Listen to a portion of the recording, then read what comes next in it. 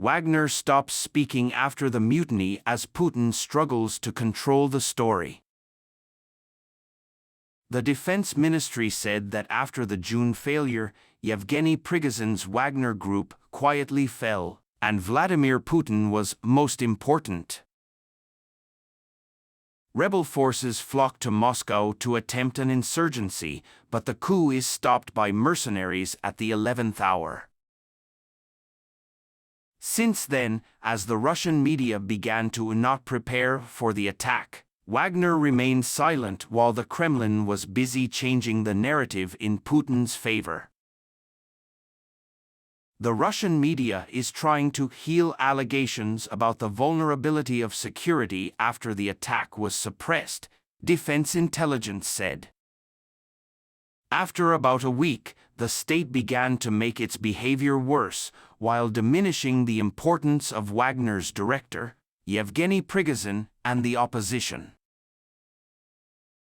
Elsewhere, Rishi Sunak made it clear on Saturday that he was disappointed with Britain's use of explosives. After Joe Biden agreed to send bombs to Ukraine to help protect Russia. Poland began moving more than 1,000 troops to the east of the country on Saturday, as it feared that the presence of NATO member Belarusian Wagner group fighters could cause violence on its borders, the defense minister said. Russian President Vladimir Putin's decision to give Yevgeny Prigozhin's Wagner group mercenaries the option to move to Belarus has left NATO members in the east to fear they may escalate to the conflict. Mariusz Blazak wrote on Twitter that more than 1,000 soldiers and about 200 pieces of equipment from the 12th and 17th Mechanized Brigades began to move towards the east of the country. It shows that we are prepared to deal with attempts to increase security near our borders, he said. On Sunday, Poland said it would send 500 police officers to strengthen the security of its border with Belarus. The number of Polish immigrants trying to cross the border with Belarus has increased in recent weeks. More than 200 people, including Moroccan, Indian, and Ethiopian nationals, tried to cross the border illegally on Friday, according to a border guard. Poland accuses Belarus of creating border migration since 2021, flying people from the Middle East and Africa and trying to get them across the border. At the end of yesterday's post, there was a brief introduction to the Coventry bombing in World War II and a discussion of whether Churchill knew beforehand. Made me think of air warfare in World War II, so I want to send you my beer drinking about air warfare. When the war began, the RAF's bombers were outdated and ineffective. They are very slow, unable to defend themselves, and are easily smashed by the Mi-109. But after Dunkirk, the only weapon the RAF had against the Germans was the bomber. The fighter pilots the defense, the bomber the attack.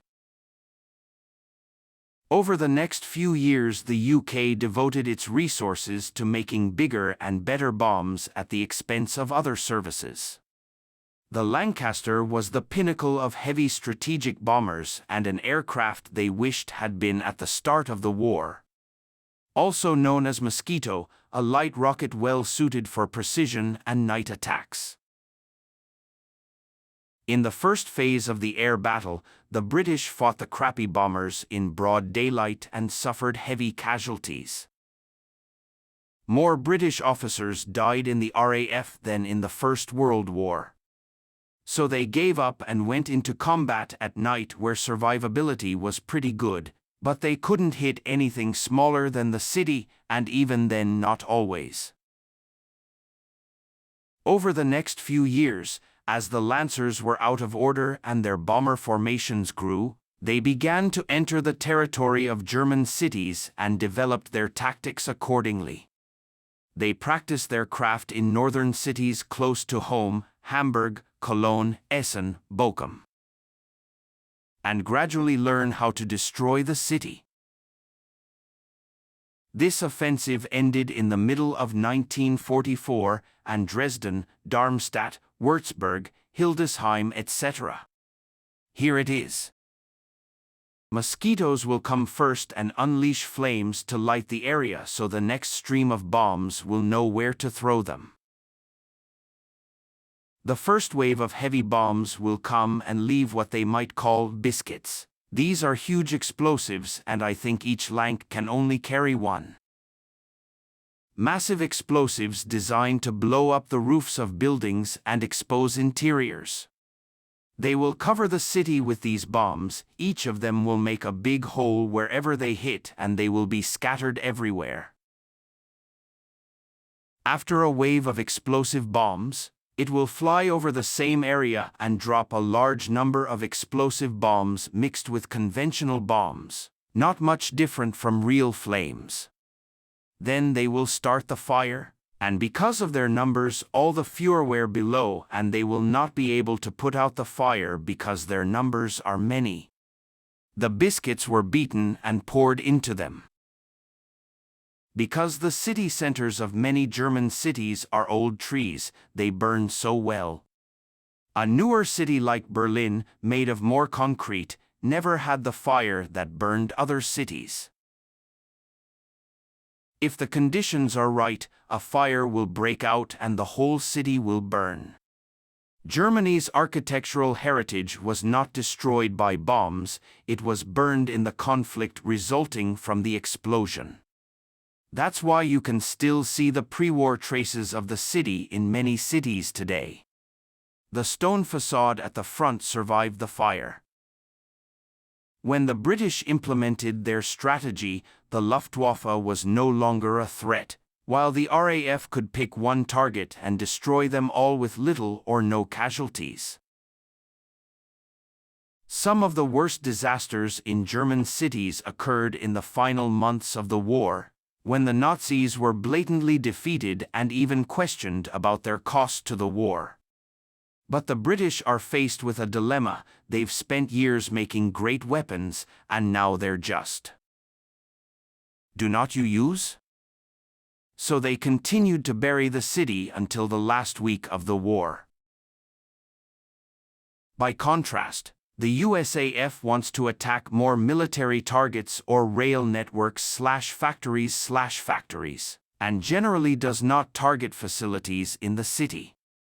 They still shot and destroyed many of them and were involved in some bad attacks, came from Dresden.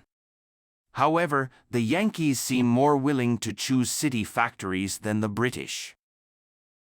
Some argue that most of the bombings were not necessary and only affected the reconstruction that everyone knew was coming, because the destruction had to be rebuilt and the refugees sent back. As the Red Army moved west, the German army in the east became a wave of refugees trying to flee, rendering them unable to withstand any attack.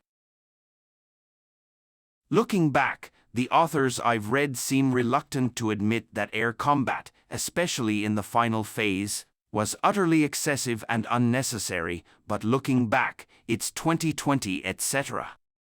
I personally agree. But Jerry started it all, and man, no pain, no gain.